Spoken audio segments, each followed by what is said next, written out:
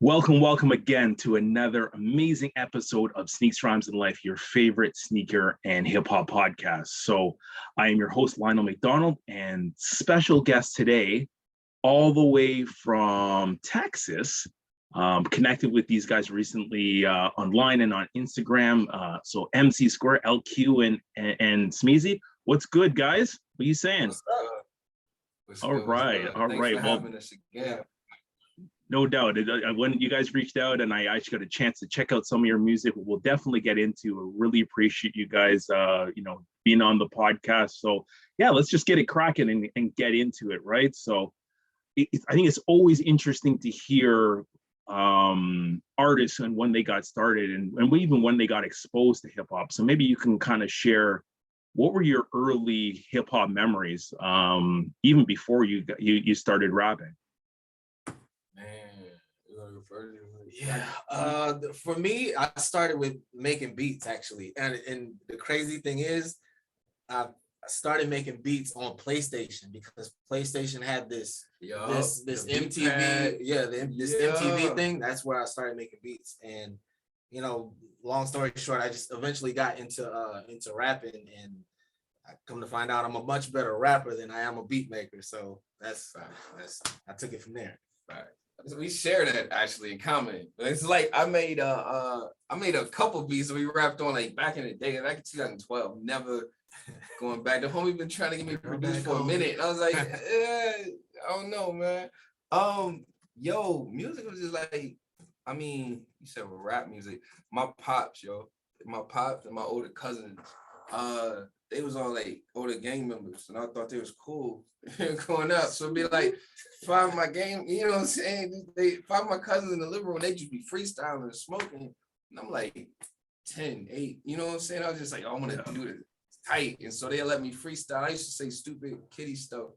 But it was like, oh yeah, this is dope. And it just carried on. I never really thought it would, but it definitely carried on. But my pops used to bang like, he didn't want to introduce me to like East Coast stuff. He used to bang like Biggie and Nas Heavy and Jigga, and like my cousins, they were all banging the West Coast stuff because we talking about the 90s. So they banging nothing but West Coast. So I got influenced by Tupac heavy, and it was like, yo, this dude is like, nobody speaks like this dude.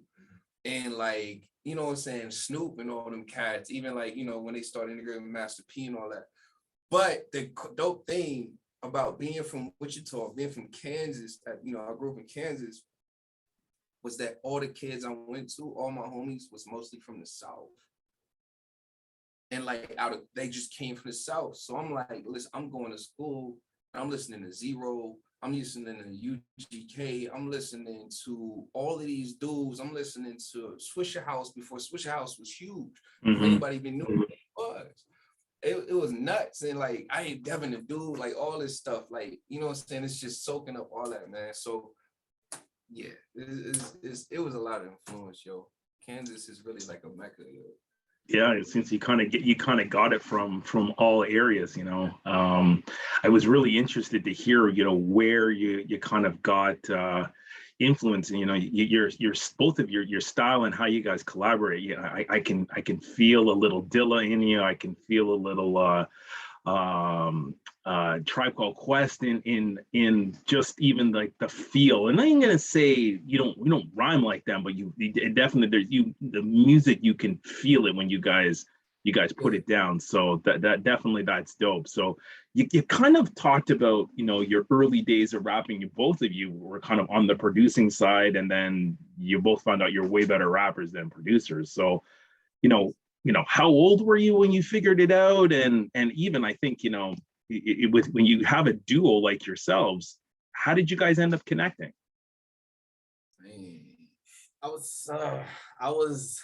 I think I was 16 when I first wrote my first rap, and then I didn't, in my head, I didn't think that I'd be like, yeah, this is something I can do until I was with a group of other dudes I used to rap with, and that's when I met him in the military. So that was around the time where I was like, yeah, I could really like Yeah, I can rap, like I can do this. And then, you know, going from that, the group that we had into MC², that's when I was definitely like, yeah, this is definitely something I could definitely do in the long term.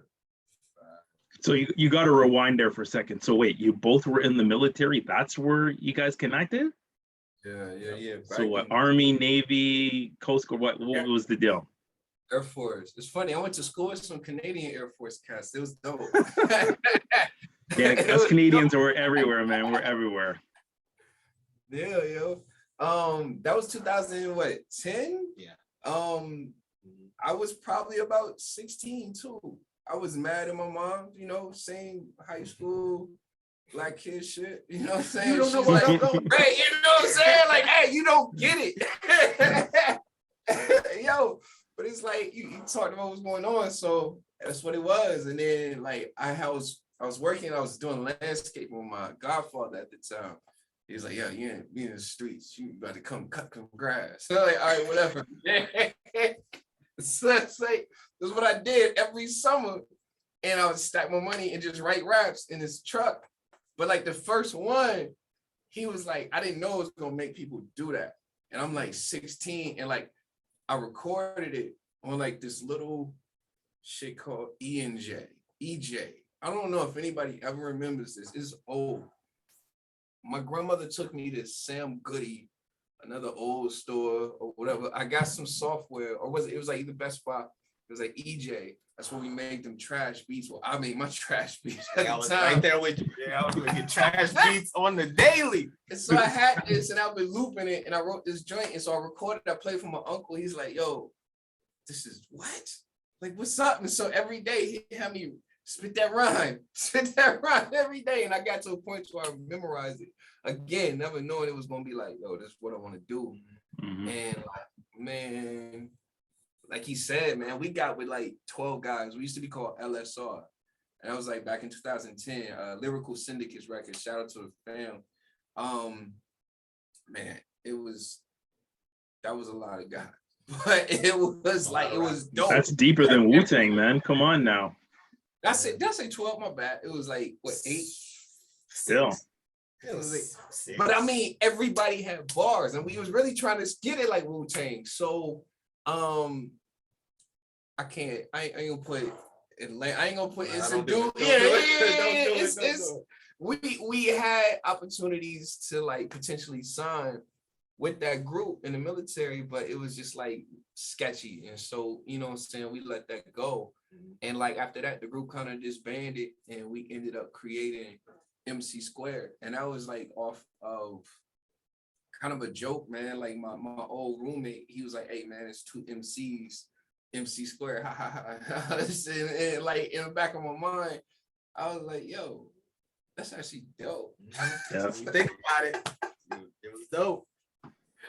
Yo, for real. It evolved into a whole philosophy that we didn't know it would. And like, I mean, and so that night he called me like 2 a.m, like, "Yo, MC². You gotta understand. E equals MC². Energy equals music times character squared, the whole Einstein thing." So I was like, yeah, let's Run with that. It has to have meaning, you know.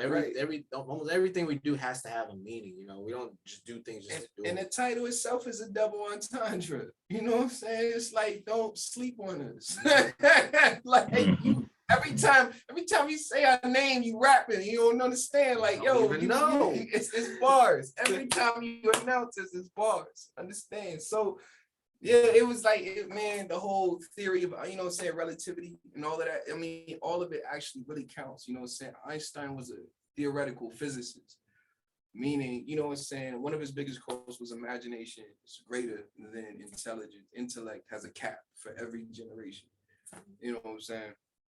So for us, it was like, okay, cool. Like that's motivating, man. That's everything that we, you know what I'm saying, just like kind of just bring to us, you know, naturally. Magnitude, you know what I'm saying, that's everything that he studies, Earth's magnitude, the magnitude of a black hole, and all that other stuff. So it all relates. And physics. Right. It all relates as a physics, man. That's so we dropped the album. Yeah, that was so physics. And, Yeah, we gonna talk about that. Yeah, we man. gonna talk about Yeah, I got that on the list. Definitely we're gonna talk about soul physics, because I think what's unique about your group is that every album, and I probably got through 3 since we kind of connected, and I got through 3 albums in its entirety, and they all sound different, but you what is so dope about them is it's such a concept, and the whole album has a flow to it. So let's start with soul physics. So, and I was probably captivated by this one, maybe the most of the 3. So what was the creative process? How did you guys come up with, basing it on physics and the whole 9 yards? You got to give us the rundown. Years. I think around that time we had just put out Native Sons. That was our first sellable project, right? And so that was like a little appetizer to show us like, okay, we can really do this now. And then we go on to like the actual album, our first album, right? I think that's where soul physics came to be, because everything that we've done since then wasn't forced, it was all just naturally happening, the we don't call this chemistry, we call this physics, because physics isn't man-made. Right. And he makes a very good point, saying he doesn't want Kool Aid relationships, whether it be, friendships, co-workers, whatever, that you don't want that, So soul physics, it came as like a relationships need to feel like alkaline water. And so those relationships with not just ourselves, but with the people that we've met since we've been in Texas, those people that we just gravitate towards each other, and it's not forced. So I think that's why there's so many people on soul physics, just to show that cohesiveness when people naturally come together and make dope shit. Can I say shit? Yeah, I just said it again. I'm gonna have to borrow that line. We do not want Kool Aid relationships. That's got to be used, and I'm gonna steal it. It's probably going to be in the title of the podcast. Because that is butter. Because you want relationships that are authentic. You want relationships that feel like, yo, I feel like I've known you for like 8 years. Like how I know you already. Yeah. And y'all just met each other 2 days ago, and it's just like that's how you're supposed to feel in your relationships. No stress. I'm saying if you don't instantly feel like that with somebody, immediately count that person as a colleague, somebody you just know. Don't try to be. I don't know. For me, that's just how it goes. You know what I'm saying? Because it's about your magnitude and like who you naturally attract with you, and your energy. So soul physics definitely was a product that I thinking and that understanding. Like everybody came through, everybody understood the assignment, and they know we wanted to do something that was like in tune with where we feel like the soul Aquarius left off. And it was like, man, like we don't hear this music like this no more. Let's just make it thump. Like they did in Detroit, but we still got these, what I'm saying, like these newer 808s and these flows and stuff. Like, let's just play around with the sound. And so I think that's the first album we actually got really experimental on. Like sound wise, like in mixing and like learning like all of that other stuff. That was probably that's the first time we recorded ourselves. Yeah. And mixed ourselves and like, man, that was a task. And then mixed vocalists. Oh man, like, yo, that was nuts. We learned a lot from soul physics. So what do you think is your favorite track that you did off soul physics? Ooh, let me see. So I'm always, oh man. Because you got to go off of lyrics, you got to go off of vibe, you got to go off of beat, you got to go off of so many things. I think I'm always gonna go with Fall Back.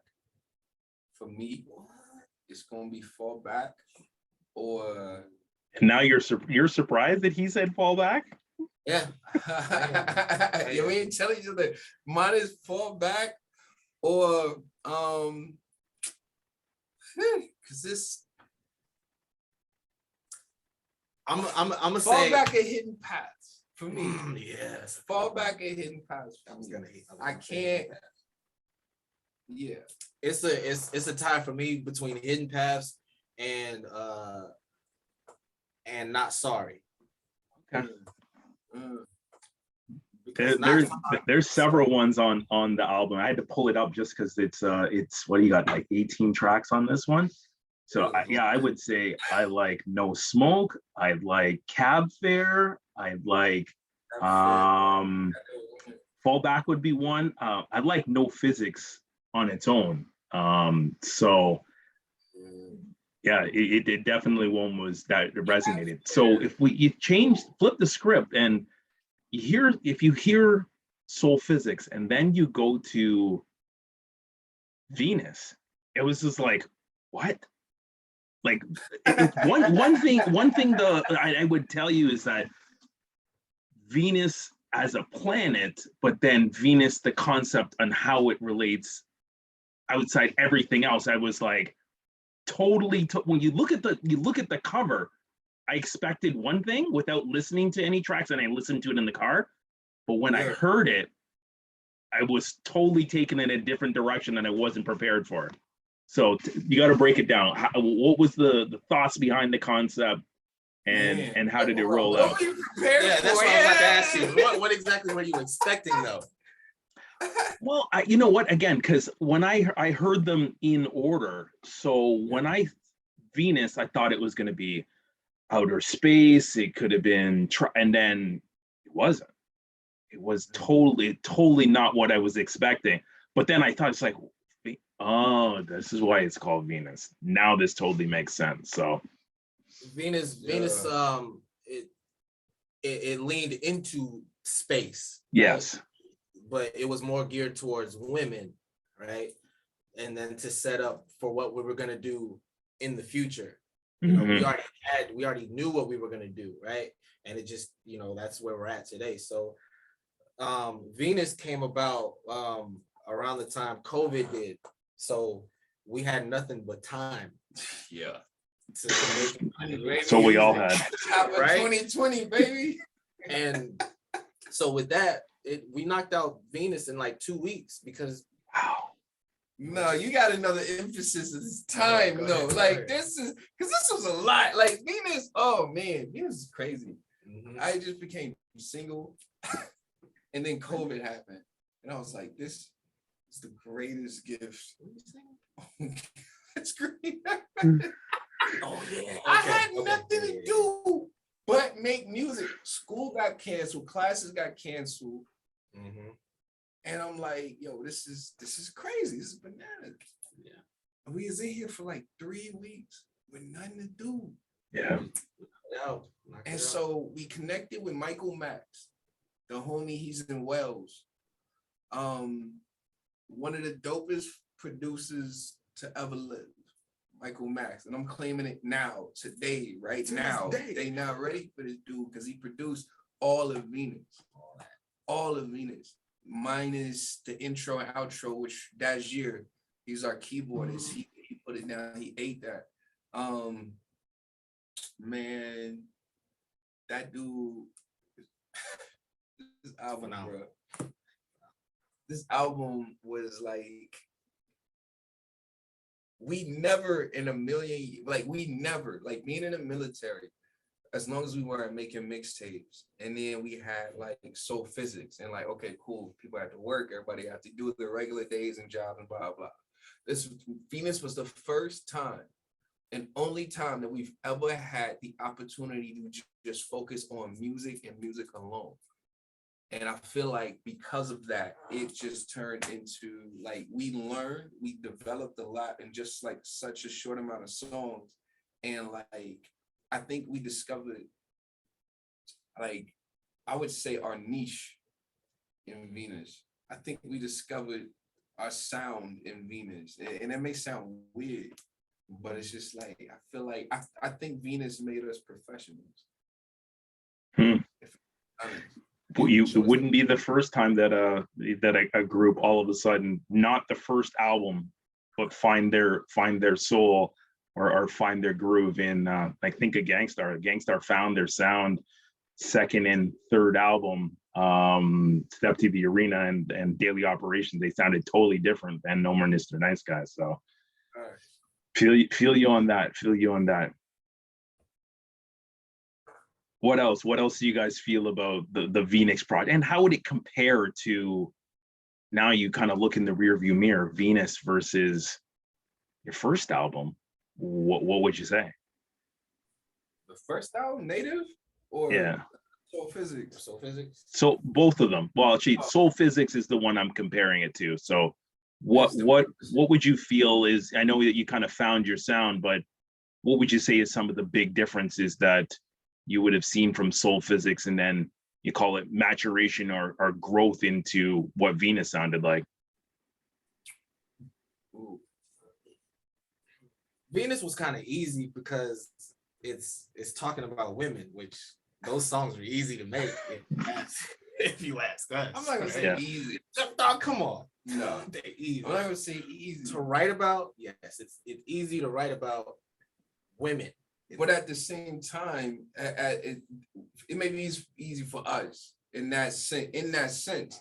And I say that because it's like nobody is listening to an entire rap album about women. I feel you on that. Fuji ain't been in the game for a long. It's very true. And we made it happen. And it's dope.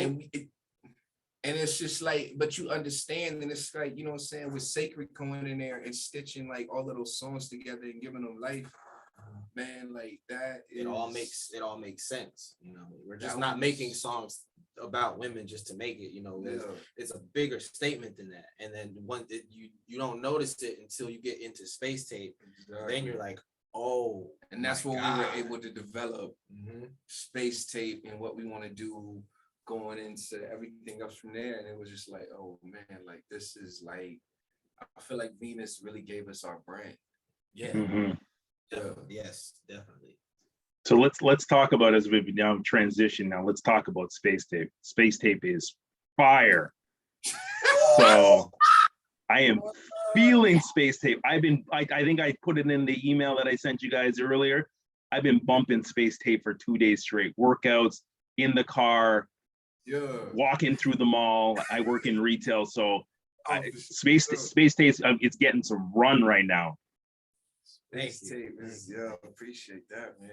Space Tape was our baby, yo. I was just about to say that. We had to get back to, you know what I'm saying, because it was like, man. So I remember interview Fonte did, and it was right after he made the first FE album with Nicolay. And they like, oh, Fonte singing, like, you soft. And so Fonte came back on the next album.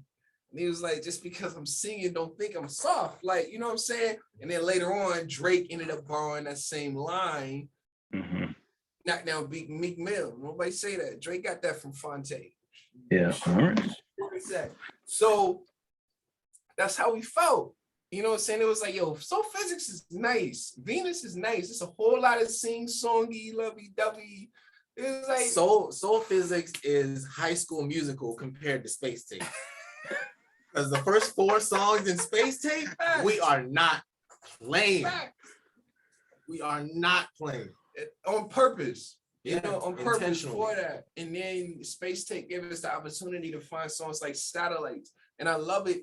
Soul Physics, though, I have to always count Soul Physics because No Smoke, Ketamine, and Relapse, we would not have found we weren't able to transition into this new age sound.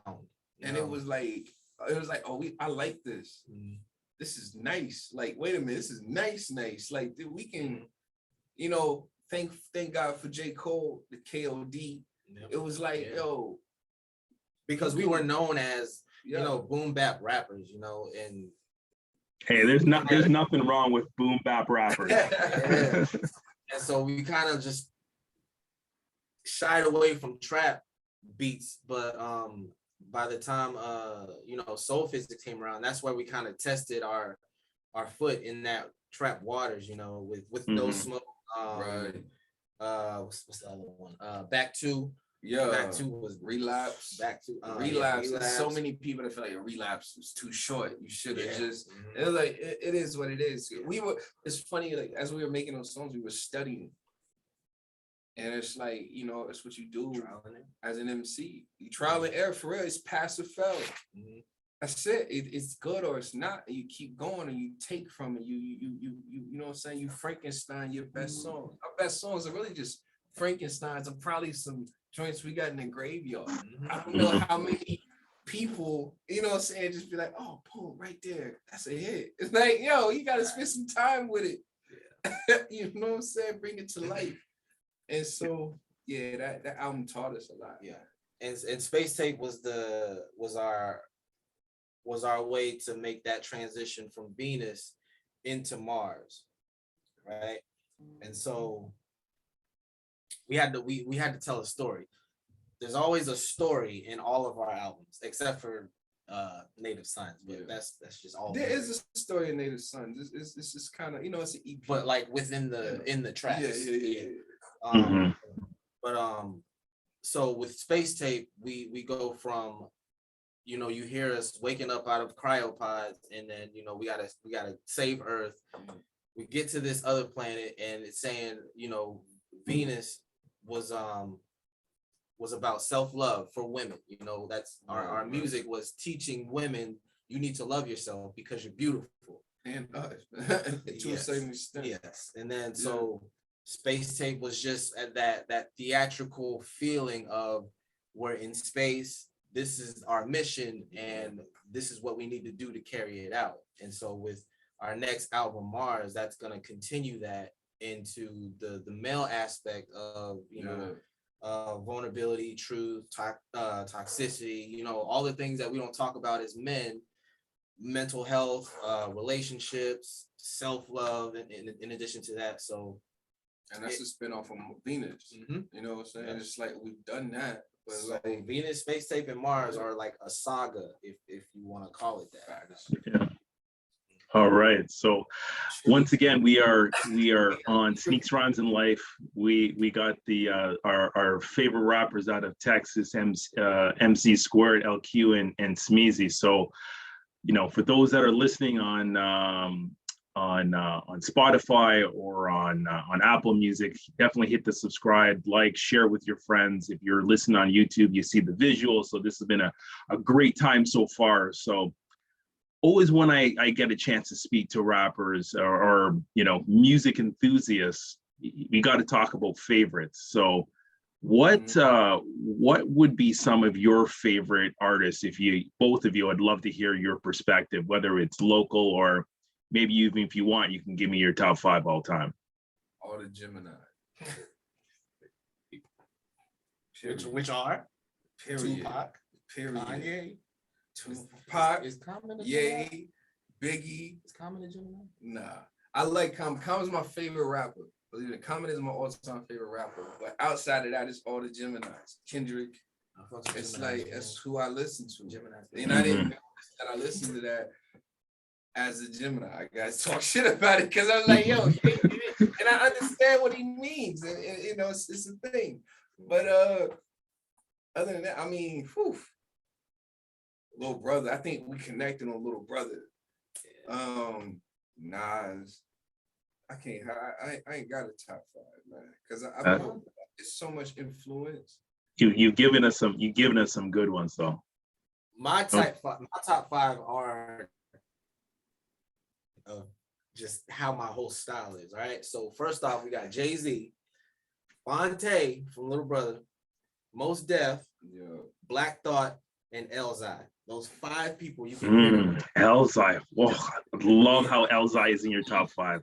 Elzai he's the one who taught me multi-syllable rhyming. Like he's the one that has gotten me there. Like so those, All right. I mean, top 5 on influence. I'm being honest, right? So I'm definitely throw Common.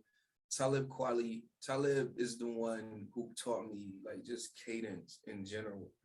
Can't nobody. Kanye was lying. He loved Talib. Right? Oh hell yeah, hell yeah.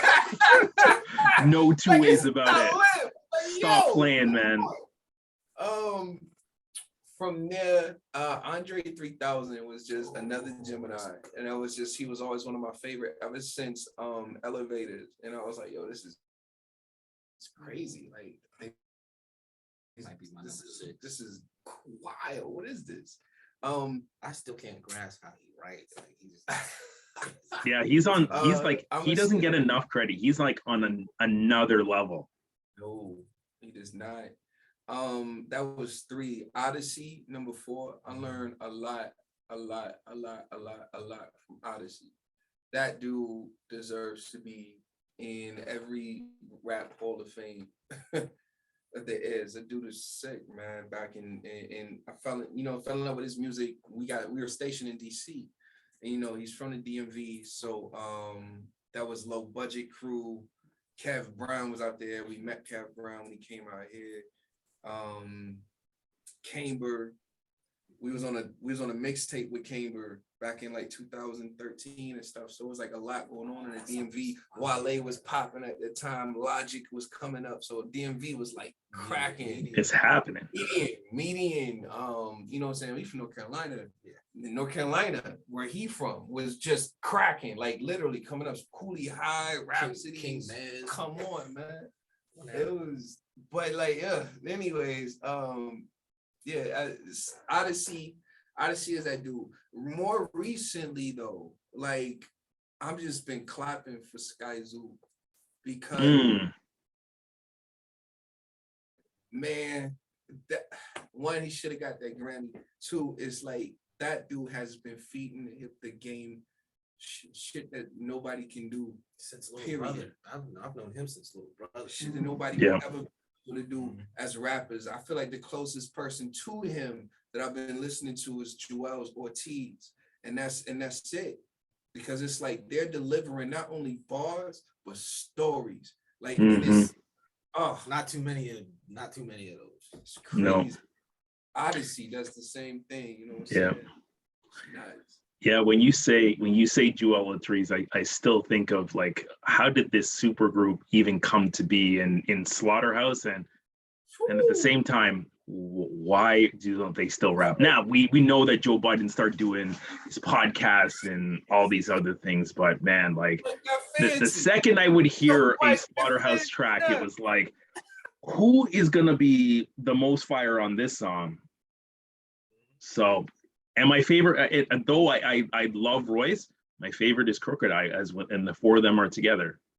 Crooked Eye is ferocious. Yeah, mine was Royce. Mine was definitely Royce. It was always cold. All right, so you guys are in the South. So how is your music being received? I know that I saw on your Instagram that you've actually done some shows in 2021. Like, what's it been like? Now we still kind of in a pandemic, but I know the South kind of gave up on the pandemic is over and masks and those got thrown by the wayside. So how did you guys feel, go out and performing after lockdown of 2020, be out on stage in front of fans in 2021? It felt great. It's like riding a bike. You never know how much you like something until you can't do it. True that. Yeah.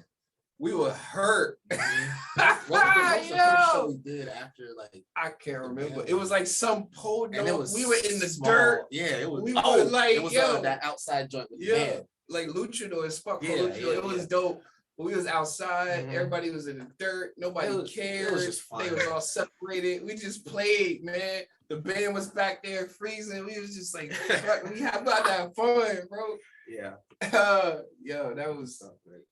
2021 has been definitely a year of growth, because it's just like really giving us the opportunity to really weigh in on the value of our craft and like where we can take it, and we were able to define a lot of things about what this brand, the elevated brand and MC² is really about. And thank God for Maria, man. Like, she's helping us like continue to book shows and everything since taking over as a manager. And it's just been about that. It's been about forward thinking about like, okay, cool, this is where we are now. We have these albums that, and you asked about reception. Reception has always been decent, but this is the first, we've never been able to travel. And when we were talking about finally traveling, 2020 was like, nah, fam, like, stay home. We ain't going nowhere. Shows is done. Ain't nobody. So it was like. But what that taught us was having an online presence. Yeah. You can't go anywhere. That's where everybody's in front of a screen that whole time, right? So it's really creating an online presence and marketing and content, and like he said, shout out to Maria, because she's really driving that force of just creating content. For real. Salute to Maria. It's putting in work. Yo, for real. Yeah, online presence, and just like it put us in the realm to start applying for festivals now. Mm-hmm. Like, I'm saying, like, we're like, oh no, we ready for Tiny Desk. We've been ready for Tiny Desk. I would love to see that. Just give us time. We what I'm saying, colors. I'm ready for colors. I'm ready for all of these things. We're putting in applications, what I'm saying, mellow music, all of these cats, we put in applications, what I'm saying? It's like, yo, we got tracks. You need to come hear it. Oh boy. Not mellow music. I forgot the playlist that he always the OVO sound. We got tracks. You know what I'm saying? We like, it's time to start submitting stuff. Yeah. So submitting music to film, independent films, things like that. And getting like a lot of good positive feedback. And so it's just been about pushing it. And like since we couldn't travel, it was just like, yo, connect. Everybody's on the phone, like you said, and networking, because we have enough music to do that. We don't have to like continuously put out music, because we have a lot of music already. Yeah. And just to keep people on that as bait, we could put out singles, because we're making something all the time. So yeah. But as far as project wise, Mars isn't coming out till next year, because we have to make sure that it's Grammy worthy. I feel you on that. And it's like, Grammy ain't always like the goal, but it's like, what happens if you make it the goal? We made Venus what Venus was. We made Space Tape what Space Tape was. And it's like, you know what? This is the goal. Like, let's not cheat ourselves of any opportunity to do something that's actually, that's 100% phenomenal with music. You know what I'm saying? Because like he said, we created our niche. We have a sound. We give people a feeling, so now with all the talent that we have, now we have to create something that shows that we deserve to be here and deserve to be in that conversation. Yeah. Something. We deserve to be in a conversation. I'm gonna just put it like, deserve to stay in the conversation and have some say in the conversation. You know what I'm saying? Because it's a lot of niggas in the rap game, and it's a lot of people listening to the rap game. Yeah. And you want to, you know what I'm saying? It's like, hey, if we're going to really be in this business, like, yo, we about to spend a whole year or so in some change and do this, you know what I'm saying? Do it the right way. From conceptualization, you know what I'm saying? We hadn't had even with Space Tape took about a year, but Space Tape was kind of already half written. And then we realized, oh, we got another album here. Let's keep going. We were halfway through Space Tape before we started Venus. Wow. So we we backtracked a lot. And then we backtracked again right after Venus because of everything that happened with George Floyd. And we created we created another album that we're not releasing until this next February for Black History Month called Paramount. And that album has 8 tracks on it, and it's all Black Lives Matter, pro-Black songs. Looking forward to that.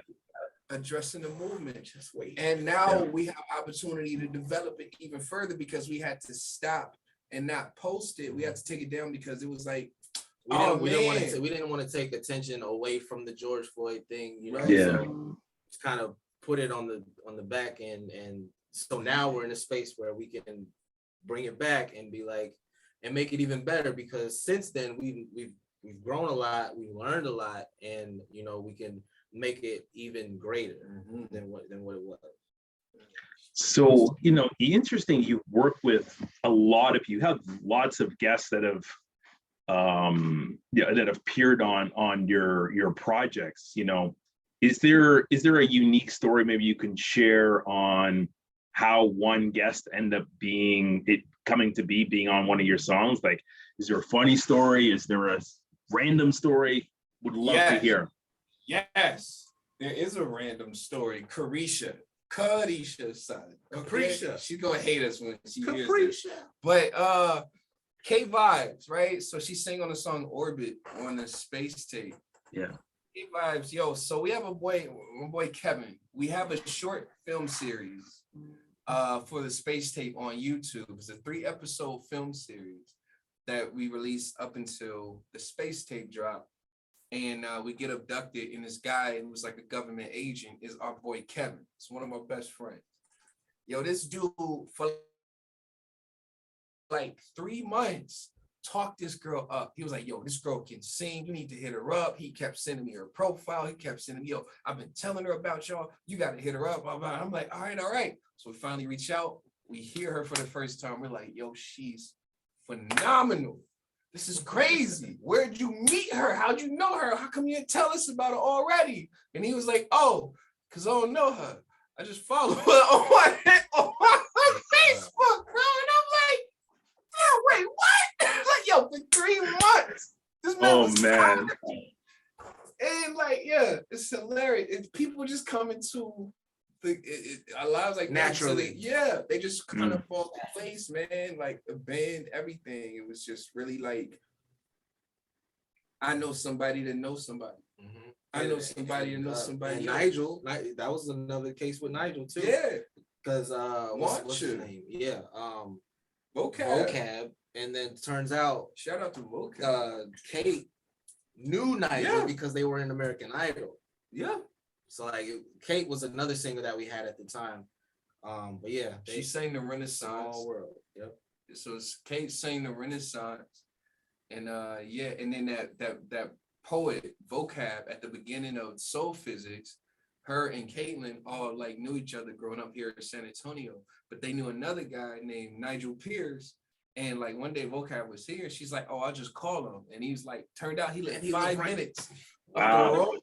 He pulled up and we was like, hey, we just recorded this song single, and he was like, bet. And like that was it. And we got that's how Want You came about. And then we got satellites.